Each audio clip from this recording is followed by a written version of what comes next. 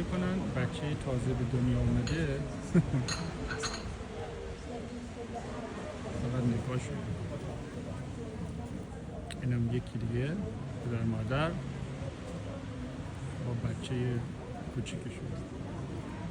اینا لایک نداره دوستان.